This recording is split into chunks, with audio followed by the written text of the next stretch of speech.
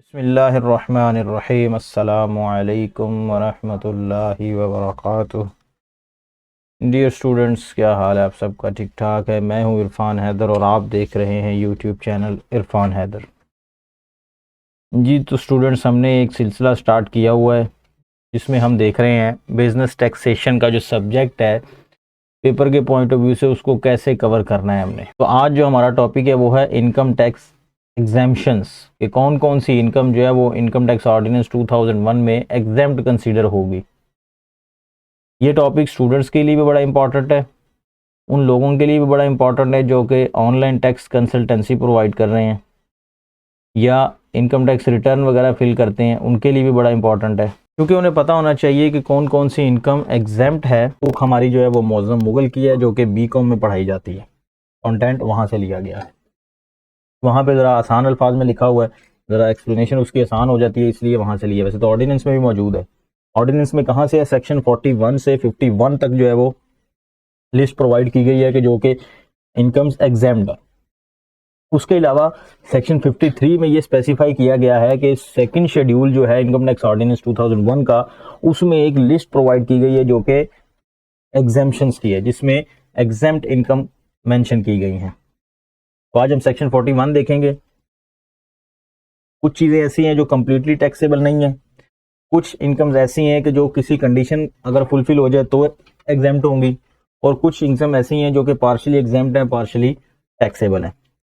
तो पेपर में क्वेश्चन यूँ आ सकता है कि आपसे कुछ हेड दे देगा, कुछ टॉपिक दे देगा और कहेगा कि इसके बारे में आप एक्सप्लेनेशन दें, इसके बारे में एक्सप्लेन करें कि ये इनकम कैसे कैसे एग्जेम्प्ट है, कोई लीगल प्रोविजन इसकी है तो वो बताएं, आप कुछ एक्सप्लेनेशन है तो वो दें इसकी। तो सबसे पहले आ रहा है एग्रीकल्चरल इनकम, सेक्शन 41।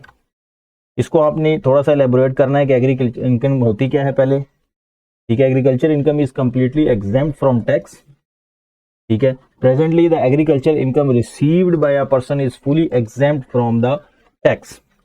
जबकि पहले ऐसा नहीं होता था। पहले होता था कि जो बंदा एग्रीकल्चर इनकम अर्न कर रहा है, अगर दूसरी इनकम भी अर्न कर रहा है तो फिर एक स्लैब रेट उसका अलग हो जाता था, लेकिन अब इसको कम्प्लीटली एग्जेम्प्ट कर दिया गया है टैक्स से। The major change has been brought from the tax year 2003।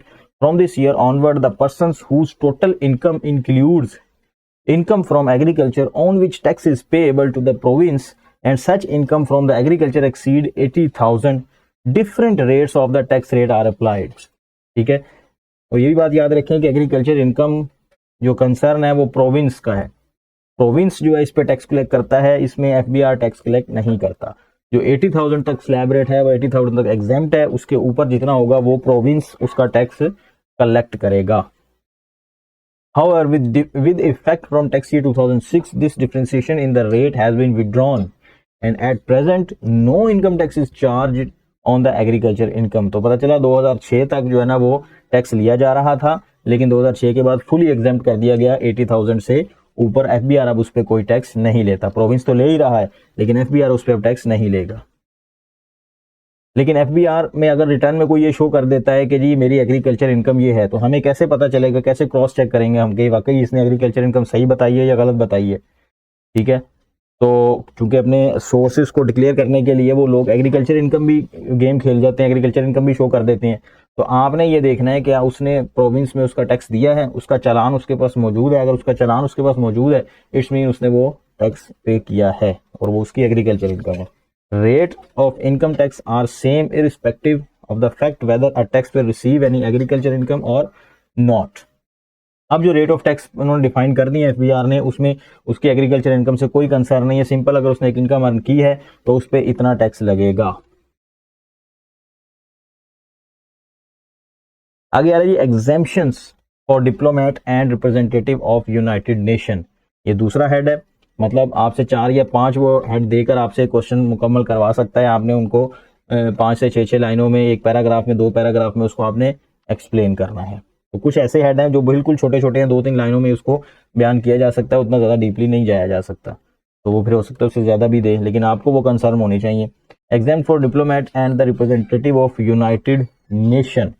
United Nation के जो डिप्लोमेट्स हैं जो कि दूसरी कंट्री में जाके सर्विस प्रोवाइड कर रहे हैं या जो इधर आके सर्विस प्रोवाइड कर रहे हैं यूनाइटेड नेशन के, वो इनकम टैक्स एग्जेम्प्ट होगी। Income and individual entitled to exemption under the diplomatic and Consular Privileges Act 1972 and under the United Nations Privileges and Immunities Act 1984 shall be exempt under the Pakistani income tax law.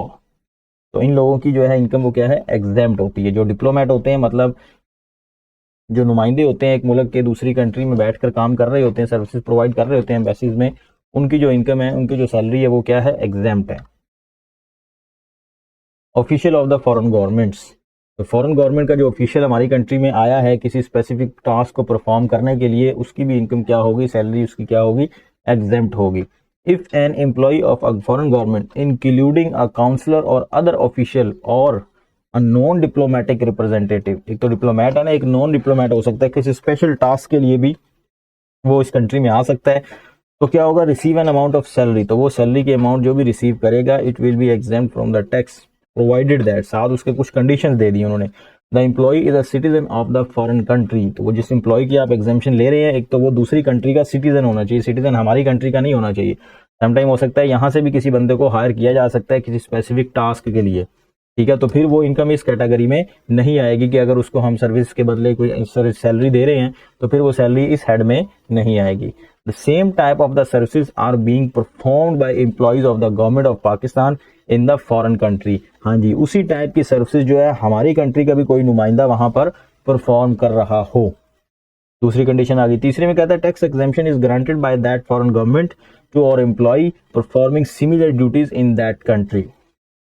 जी, हमारा जो बंदा है उसको भी tax concession मिल रही है उस country में और सेम प्रिविलेजेस मिल रहे हैं, तो हम जाके उसका टैक्स एग्जेम्प्ट करेंगे जो बंदा हमारे पास है. नंबर नेक्स्ट आ रहा है जी, exemption under international agreement. International agreements भी हो जाते हैं समटाइम ट्रेड को परफॉर्म करने के लिए, ट्रेड को फैसिलिटेट करने के लिए या कोई और मुआहदे को फैसिलिटेट करने के लिए इंटरनेशनल एग्रीमेंट्स किए जाते हैं आपस में.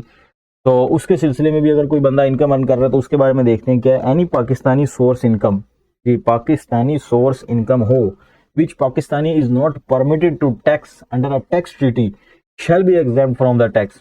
कुछ ऐसी एग्रीमेंट कर दी है, ये हो सकता है किसी खास मकसद के लिए हो, गवर्नमेंट का कोई इसमें मफाद हो, पब्लिक के वेलफेयर के लिए हो, तो उस सिलसिले में कोई प्रोजेक्ट इन्होंने लॉन्च किया, एक प्रोजेक्ट यहाँ भी किया और इंटरनेशनल एग्रीमेंट कर लिया कि ठीक है जी इस प्रोजेक्ट के बदले जो सैलरी इस बंदे को दे रहे हैं वो टैक्सेबल नहीं है, क्योंकि हो सकता है वो बंदा कुछ ऐसा वेलफेयर का काम कर रहा हो कि जो कि कंट्री के लिए जरूरी हो, तो उसमें उसकी सैलरी क्या होगी, टैक्सेबल नहीं होगी.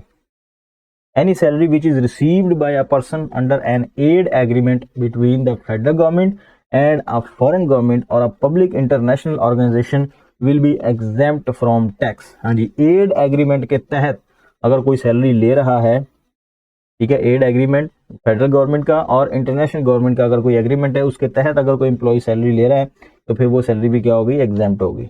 नंबर सी कह रहा है income of a person who is working as a contractor, consultant or expert of project under a bilateral or multilateral technical assistance shall be non taxable provided that. अब अगर इसमें से कोई सर्विसेज हम किसी कंट्री से ले रहे हैं तो भी वो क्या होगी, एग्जेम्प्ट होगी, लेकिन नीचे कुछ कंडीशंस उन्होंने दी हैं, अगर वो कंडीशन उस एग्रीमेंट में फुलफिल होती हैं तो. नंबर 1 में कह रहा था individual should not be a citizen of Pakistan. वो जो काम बंदा यहाँ पे कर रहा है, टेक्निकल असिस्टेंस हमें दे रहा है, वो पाकिस्तान का सिटीजन ना हो. उसकी बेस्ट एग्जाम्पल जो मेरे ज़हन में आ रही है वो है मेट्रो ऑरेंज लाइन ट्रेन, क्योंकि उसकी जितनी सर्विसेज हमने ली हैं वो बाहर चाइना से ली हैं और उनकी मदद से हमने यहाँ पर ये प्रोजेक्ट लॉन्च किया है, तो उनकी जो सैलरी है आई थिंक वो एग्जेम्प्ट है. The individual is either a non resident, वो बंदा चाहे नॉन रेजिडेंट भी हो जाए, ठीक है, और has become a resident only due to the performance of the services under the aid agreement. अब एड एग्रीमेंट, मेट्रो एड तो नहीं है, मेट्रो तो एक प्रोजेक्ट है, तो आप इसी को यूं समझ लें कि अगर वो जो इंजीनियर्स बाहर से आए हैं यहाँ पर रहे हैं, नॉन रेजिडेंट की कंडीशन ये होती है कि अगर एक बंदा 180 दिन से ज्यादा स्टे कर लेता है तो फिर वो नॉन रेजिडेंट हो जाता है, वो मतलब वो रेजिडेंट हो जाता है, नॉन रेजिडेंट नहीं होता. अब वो रेजिडेंट हो गया तो रेजिडेंट पे टैक्स लगता है, लेकिन अगर वो रेजिडेंट इस वजह से हुआ है कि वो मेट्रो ट्रेन की कंप्लीशन कर रहा था और टाइम ज्यादा लग गया, लेकिन है वो एड एग्रीमेंट के अंदर ही काम कर रहा है, तो फिर भी उसकी क्या होगी, सैलरी एग्जेम्प्ट हो जाएगी, हालांकि नॉन रेजिडेंट पे टैक्स नहीं लगता.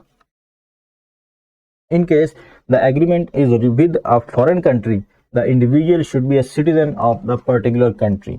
हाँ जी, जिस कंट्री के साथ एग्रीमेंट किया वो पर्सन भी उसी कंट्री का होना चाहिए. तो ऊपर ये जो 3 इनकम बताई उन तीनों में अगर ये कंडीशन फुलफिल होती है तो फिर वो इनकम इस हेड में आती है इंटरनेशनल एग्रीमेंट के तहत, और फिर वो एग्जेम्प्ट होगी।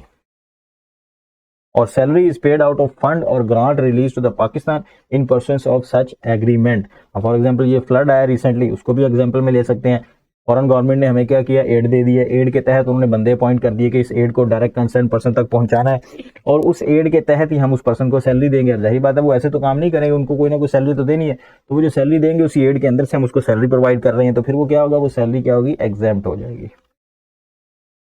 Allowances attach to the honour award etcetera, कुछ अगर इस तरह की कैटेगरी में आ रहे हैं तो भी वो एग्जेम्प्ट होंगे। लेकिन वो कौन कौन सी कैटेगरी है, एनी अलाउंस, अलाउंस का मतलब जो रेगुलर पेमेंट मिल रही है एम्प्लॉय को, ठीक है। Any allowance attach to any honour, किसी इज्जत अफजाई के तहत, या कोई अवार्ड इनाम दिया गया है, और a medal awarded by the Pakistan president of Pakistan is exempt from the tax. किसी भी शख्स को अगर प्रेसिडेंट ऑफ पाकिस्तान की तरफ से इन 3 कैटेगरीज में कुछ मिलता है, वो चाहे कैश प्राइज हो चाहे कुछ भी हो, तो वो क्या होगा, एग्जेम्प्ट फ्रॉम टैक्स होगा। Any monetary award granted to a person by the President of Pakistan shall be non-taxable. Income of federal board of revenue, जी FBR फाउंडेशन की जो इनकम होगी वो भी क्या होगी, एग्जेम्प्ट होगी, क्योंकि फाउंडेशन की इनकम, जब भी फाउंडेशन को इनकम जनरेट करती है तो फाउंडेशन दोबारा इस इनकम को अपने ही मेंबर्स के फलाह बहबूद के लिए री इन्वेस्ट कर देती है। इस वजह से उसकी इनकम क्या होती है, एग्जेम्प्ट होती है,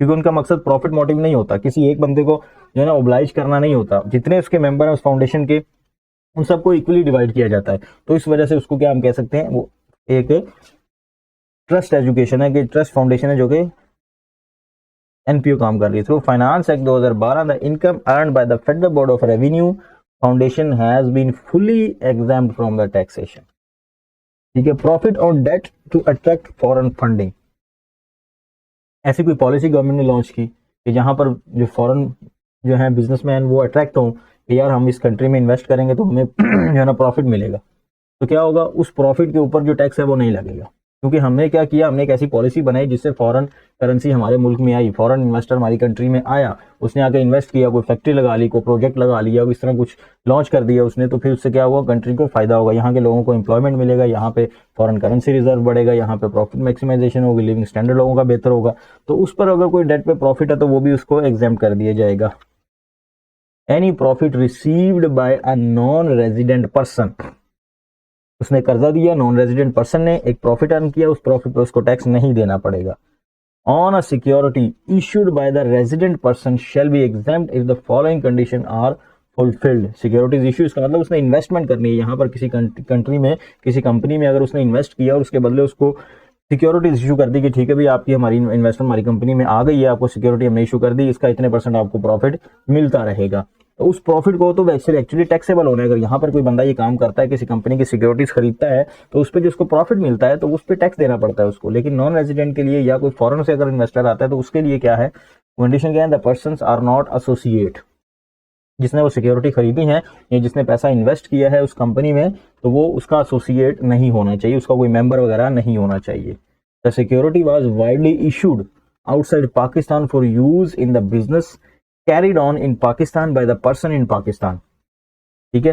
वो जो सिक्योरिटी इशू की है सबसे पहले तो वो किसी पाकिस्तानी ने इशू की हो, यहाँ पर उसका बिजनेस हो, और उसने वाइड रेंज में इशू की हो, कि सिर्फ एक किसी पर्सन को ओब्लाइज करने के लिए ना हो, कि कुछ मकसद हो सकता है कुछ मनी ट्रेल करना हो, मनी लॉन्ड्रिंग करनी हो, ऐसा मकसद हो, वाइड रेंज में उसने इशू की हो, जो मर्जी उसको परचेज कर ले, ठीक है, उस सिक्योरिटीज को खरीद के इन्वेस्ट कर ले और उस पर जो प्रॉफिट है वो अर्न करता रहे। मिसाल के तौर पे शेयर्स आप कह लें, जिस तरह शेयर आपने इन्वेस्ट कर ली, शेयर पे आपको प्रॉफिट मिलता रहेगा, डिविडेंड मिलता रहेगा। The profit was paid outside Pakistan, और वो जो प्रॉफिट है वो पाकिस्तान के बाहर गया हो, यहाँ पर किसी बंदे को ना दिया हो, ठीक है। वो प्रॉफिट हमारा क्या हो, डायरेक्ट बाहर चला गया, बैंक के थ्रू या किसी चैनल के थ्रू पैसा बाहर गया है वो प्रॉफिट, तो फिर वो क्या होगा, टैक्सेबल नहीं होगा। The security is approved by the board, और वो सिक्योरिटी अप्रूव से भी बोर्ड होनी चाहिए। सिक्योरिटी आप ऐसा कह लें कि समझ लें एक आप बॉन्ड कह लें, जिसमें प्राइस बॉन्ड है, इस तरह आप बॉन्ड कह लें इसको, ये किस्म की सिक्योरिटी है कि हमने पैसा इन्वेस्ट किया वो सिक्योरिटी हमें मिल गया। अभी सिक्योरिटी के ऊपर आपको क्या मिलेगा, प्रॉफिट मिलता रहेगा।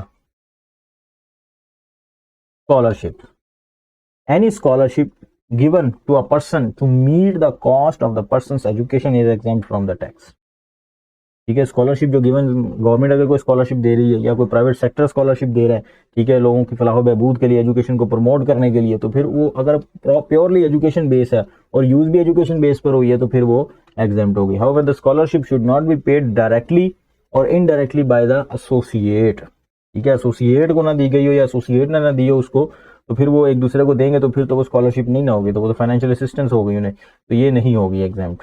Income in lieu of agreement to live apart, ठीक है, any income receive by a spouse under an agreement to live apart is also exempt from tax.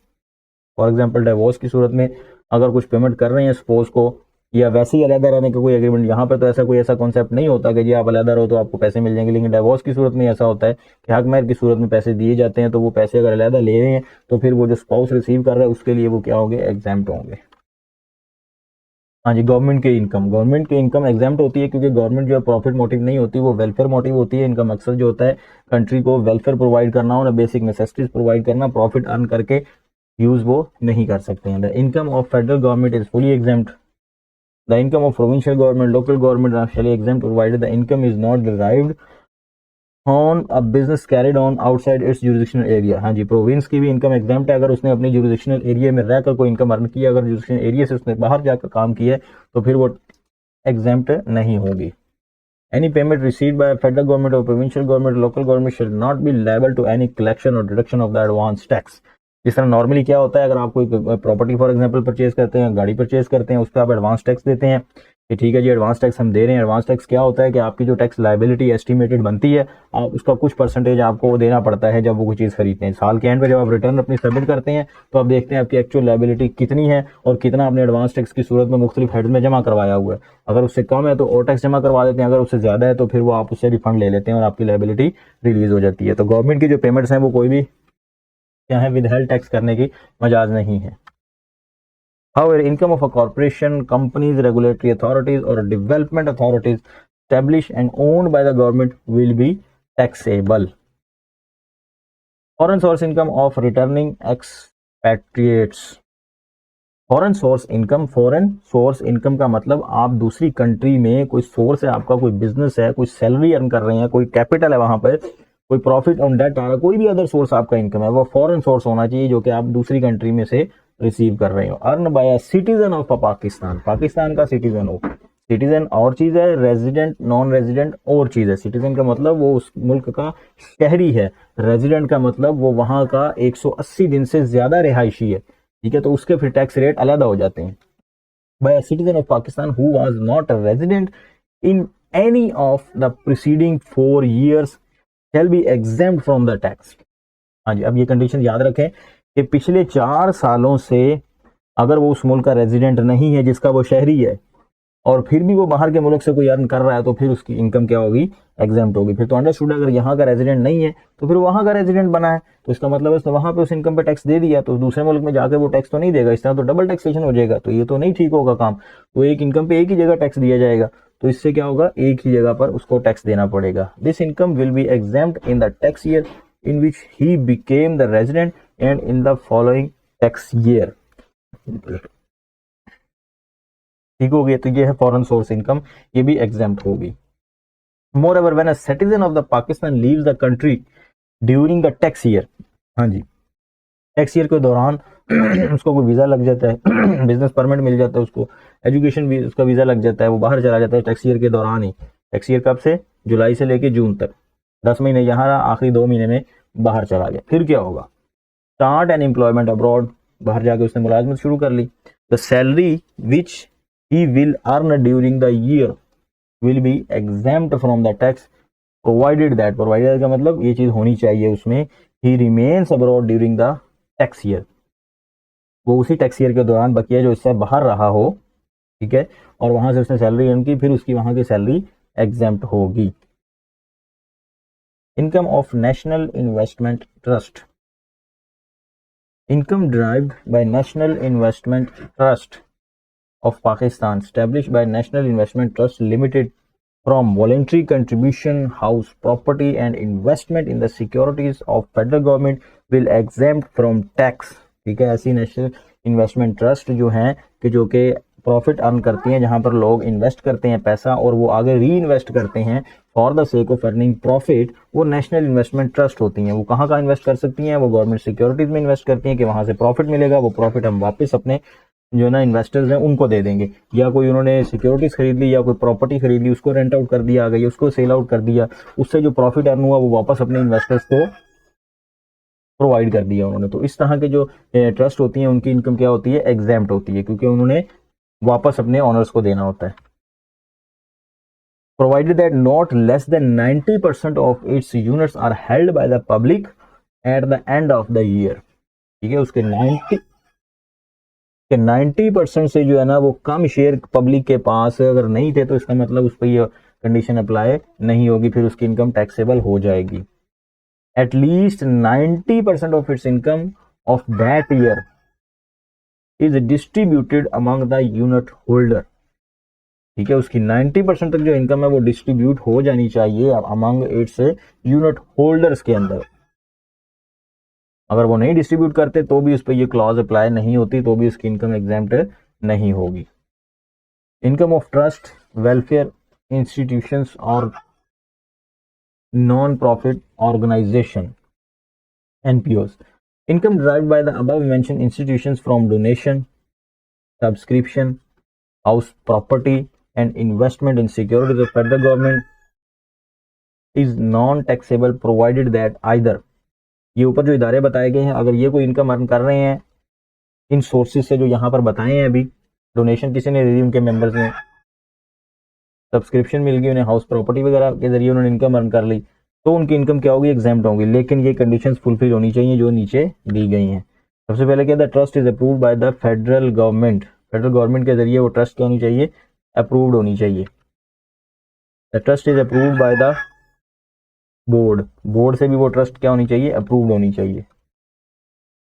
ठीक हो गई ये दो कंडीशंस। ये ट्रस्ट करती क्या है, असल में ट्रस्ट का एक मोटिव होता है, एक गोल होता है, एक ऑब्जेक्ट होता है कि वो क्या करते हैं, या तो एजुकेशन को प्रमोट कर रहे होते हैं, या हेल्थ को प्रमोट कर रहे होते हैं, या इंफ्रास्ट्रक्चर को देख रहे होते हैं, मतलब कोई भी ऐसा काम कर रहे होते हैं जिससे वो क्या होता है, सोशल वेलफेयर कर रहे होते हैं, तो जाके उनकी इनकम क्या होती है, एग्जाम्प्ट होती है। जो बोर्ड से अप्रूवल उन्होंने बात की है वो अप्रूवल तभी उसको मिलती है जब उसमें ये कंडीशंस फुलफिल हो जाती हैं कि आपकी जो इनकम है वो प्रॉफिट मोटिव ना हो, ठीक है, वो आप प्रॉफिट ना अर्न कर रहे हो, जो डोनेशन आपको मिल रही है वो आपकी यूज्ड हो रही है किसमें, आपके एम्प्लॉयज में।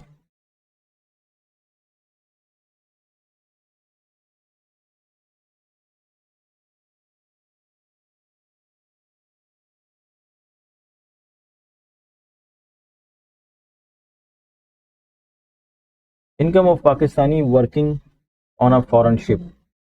ठीक हो गया, ये भी छोटा सा है। By virtue of this new clause added by finance ordinance 2001, income derived by a seafarer working on a Pakistan flag vessels for 183 days or more during a tax year has been exempt from the tax. Moreover, the income of a seafarer working on a foreign vessels shall also exempt provided that such amount।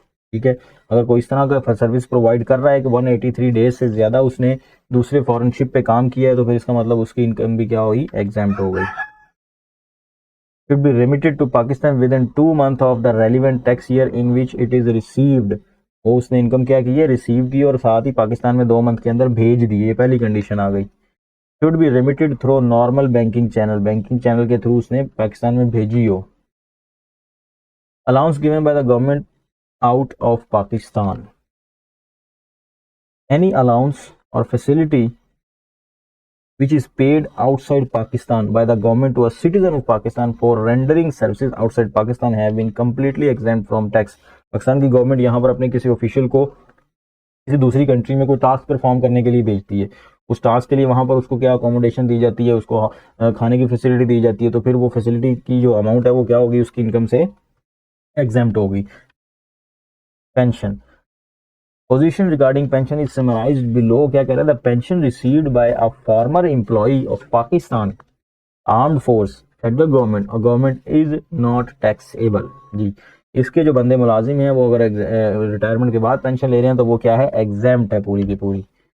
The pension received from a United Nation or its specialized agencies by a citizen of Pakistan is exempt provided that salary of such person was also not taxable under the Pakistani income tax law।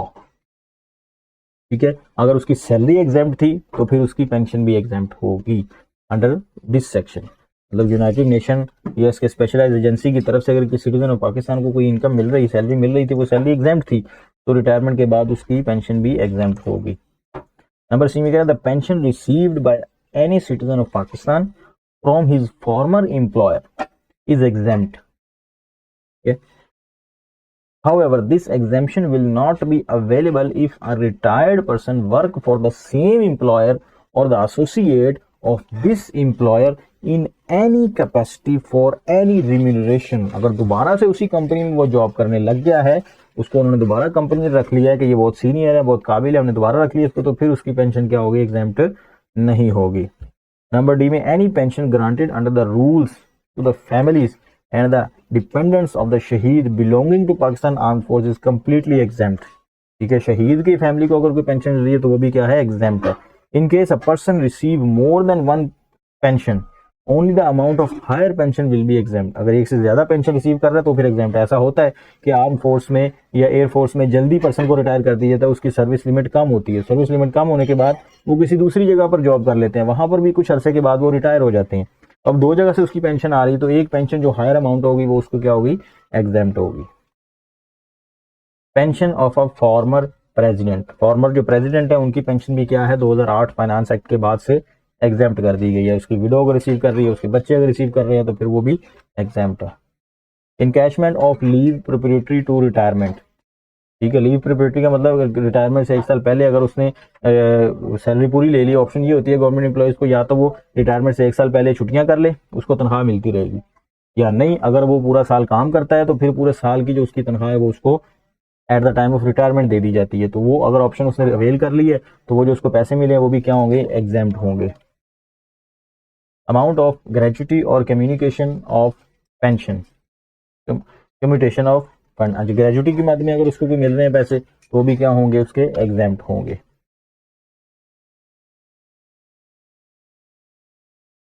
ठीक है, तो थोड़ी सी limit देख लेते हैं। If the amount is received from an organisation which give the facility, number C में है, of the gratuity to all of its employee an amount up to 3 lakh is exempt from the tax. ठीक है, किसी organisation से अगर वो ले रहा है, जो गवर्नमेंट से ले रहे हैं वो तो है ही एग्जेम्प्ट, लेकिन ऑर्गेनाइजेशन से अगर ले रहे हैं, ऑर्गेनाइजेशन भी अगर अप्रूव्ड है तो फिर उसकी 3 लाख तक की ग्रेजुटी क्या होगी, वो एग्जेम्प्ट होगी। In case the amount is being received from organisation where A B C above do not apply, वो इन तीनों में से कोई नहीं है, तो फिर क्या होगा, वो 50% तक क्या होगी, या 75,000 तक जो भी कम होगी वो एग्जेम्प्ट होगी, उससे ऊपर जितनी होगी वो टैक्सेबल होगी। मतलब अगर उसको 1.5 लाख रुपया मिल रही है तो 1.5 लाख का 50% कितना बना, 75,000, और वैसे भी लिमिट क्या है, 75,000, तो उसका मतलब 75,000 तक उसको एग्जेम्प्ट है, 75,000 उसकी क्या होगी, टैक्सेबल। इसी तरह अगर हम बात करें 2 लाख उसको ग्रेजुटी मिली है किसी प्राइवेट अदारे से, तो क्या होगा, 2 लाख का बनता है 50%, 1 लाख, और लॉ में कितनी इजाजत है, 75,000, दोनों में से जो कम है वो उसको एग्जाम्पशन मिल जाएगी। इसका मतलब 75,000 तक उसको एग्जेम्प्ट होगा, उसके ऊपर जितनी होगी वो सारी टैक्सेबल होगी उसकी। In the following cases the amount will be fully taxable. अब जहां जहां पर ग्रेजुटी फुली टैक्सेबल होगी वो कौन कौन सी चीजें, amount receive outside Pakistan, Pakistan से बाहर अगर उसने कुछ रिसीव की है और वो यहाँ पर आ गया है तो फिर वो क्या होगी, वो टैक्सेबल होगी। Amount received by a director from his company if the director is not a regular employ of the company. ठीक है, रेगुलर एम्प्लॉय नहीं है, उसने ग्रेजुएट रिसीव की है तो फिर वो क्या होगी, टैक्सेबल होगी। Amount received by an employ who is not a resident of a Pakistan, Pakistan का रेजिडेंट वो नहीं है, उसने रिसीव की ग्रेजुटी तो वो भी क्या होगी, टैक्सेबल होगी।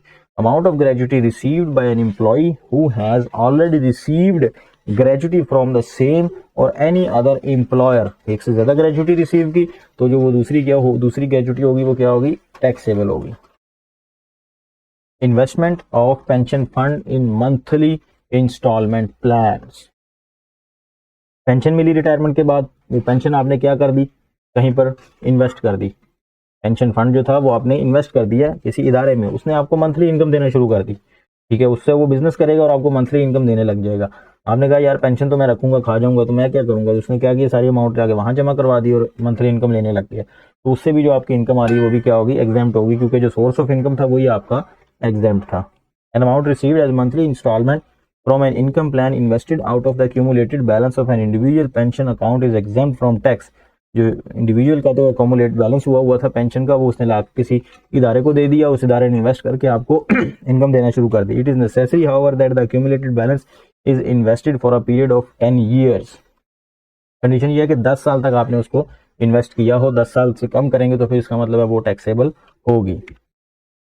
Amount receive from superannuation fund, any amount received from an approved superannuation fund paid on the death of the beneficiary or in lieu of an annuity or by way of refund of the contribution on the death of the beneficiary is exempt from the tax। for example life insurance policy है, life insurance policy आपने ली, उसके बदले आपको कुछ amount receive हुई, ठीक है, तो वो अमाउंट भी क्या होगी आपकी एग्जेम्प्ट होगी, लेकिन उसमें कुछ कंडीशन है। On the death of the beneficiary, के बेनिफिशियरी जो था जिसने इंश्योरेंस जिसके नाम पे करवाई थी, अगर उसकी डेथ हो जाती है उसके बदले जो पैसे मिलते हैं वो क्या होते हैं आपके एग्जेम्प्ट होंगे। Accumulated balance of provident fund, provident fund क्या होता है, एक एम्प्लॉय कंट्रीब्यूशन करता है कुछ अमाउंट, एक एम्प्लॉयर करता है सैलरी का कुछ हिस्सा, वो दोनों कंट्रीब्यूशन करके कहीं इन्वेस्ट करते रहते हैं, उसके ऊपर इंटरेस्ट पड़ता रहता है, तो उसमें भी जो है ना कुछ एग्जाम्पशन है। वो हमने पढ़ा है लेक्चर पिछले रिकॉर्ड है उसमें कि प्रोविडेंट फंड 3 किस्म के होते हैं, एक गवर्नमेंट होता है, एक रिकॉग्नाइज्ड होता है, एक अनरिकॉग्नाइज्ड होता है। तो an accumulated amount received by an employ participating in the provident fund is exempt from the tax provided that it is recognised fund. ठीक है, वो रिकॉग्नाइज्ड होना चाहिए फिर जाके वो क्या होगा एग्जेम्प्ट होगा, अगर वो अनरिकॉग्नाइज्ड है फिर वो टैक्सेबल होगा। Amount receive from worker participation fund, इसी तरह वर्कर पार्टिसिपेशन फंड भी एक अकाउंट होता है। N amount received by a person out of worker participation fund establish under the companies profit worker participation act 1968 will not be taxable. Companies में ये होता है रूल है कि आपने जो प्रॉफिट अर्न कर रहे हैं उसमें से कुछ परसेंटेज आपने वर्कर की वेलफेयर के लिए इन्वेस्ट करना है, ठीक है, वो वर्कर की वेलफेयर की जो आप इन्वेस्ट करेंगे उसमें जो प्रॉफिट अर्न होगा, मेच्योरिटी भी है जब भी, तो वो भी क्या होगा उसमें एग्जेम्प्ट होगा। Amount receive from benevolent fund, benevolent fund भी यही चीज है, ठीक है, गवर्नमेंट की एम्प्लॉय की सैलरी में से कुछ अमाउंट कटती रहती है मंथली और वो वहाँ पे जमा होती रहती है, तो रिटायरमेंट के वक्त वो भी एक हैंडसम अमाउंट जो है ना एम्प्लॉय को पे करते हैं, तो वो बेनोवलेंट फंड कहलाता है। वो बेनोवलेंट फंड क्या होता है एग्जाम्प्ट होता है। वहाँ पर क्यों कटवाया जाता है, क्योंकि इससे आपके बच्चों की सैलरी को दे देते हैं आपको, या कोई इमरजेंसी कैश लोन पड़ गया या कोई कैश अवार्ड पड़ गया, बच्चे की शादी के सिलसिले में दे दिया, इस तरह की सहूलियात वो प्रोवाइड करते रहते हैं एम्प्लॉयज़ को। तो इन्हीं पैसों से होते हैं, जो पैसे मंथली इन्वेस्ट होते हैं उन्हीं पैसों को वो दूसरे एम्प्लॉय की मदद करते हैं। Any amount received by an employee or member of his family from a benevolent fund scheme under the provision of the Central Benevolent Fund and Group Insurance Act 1969, तो वो क्या होगा is not taxable होगा। Amount received from worker participation fund, ये दोबारा आ गया। Certain amount paid to Pakistan Army personnel, अब arm force के जो मुलाजमीन है उनको कुछ स्पेशल अलाउंस नहीं दिए जाते हैं, तो वो स्पेशल अलाउंस भी क्या होते हैं एग्जाम्प्ट होते हैं। उनकी ये लिस्ट दी हुई है, इसमें compensation in lieu of wearer allowance, kit allowance, ration allowance, special मैसिंग allowance, SSG allowance, ये मुख्तलिफ किस्म के जो अलाउंस है वो दिए जाते हैं, वो भी क्या है एग्जाम्प्ट होते हैं। तो ये आज की एक छोटी सी वीडियो थी जिसमें हमने इनकम टैक्स एग्जेम्पशंस को देखा। तो आई होप सो कि आपको अंडरस्टैंड हो गया होगा, इसको आपने ज़्यादा डीपली नहीं जाना है, सिर्फ आपने इनका कॉन्सेप्ट लेना है और जब क्वेश्चन पेपर में आ जाएगा तो आपने इनको 2-2 4-4 लाइनों में आपने इनको एक्सप्लेन कर देना है। तो ये था पार्ट 1। इसी तरह इसका नेक्स्ट पार्ट हम बनाएंगे जिसमें हम और कुछ टॉपिक्स रह गए उनको क्लियर करेंगे। तो जनाब चैनल पर अगर आप नए हैं तो चैनल को सब्सक्राइब कर दें और वीडियो को एक लाइक कर दें। ओके जी, अपना ख्याल रखिएगा, अल्लाह हाफिज़।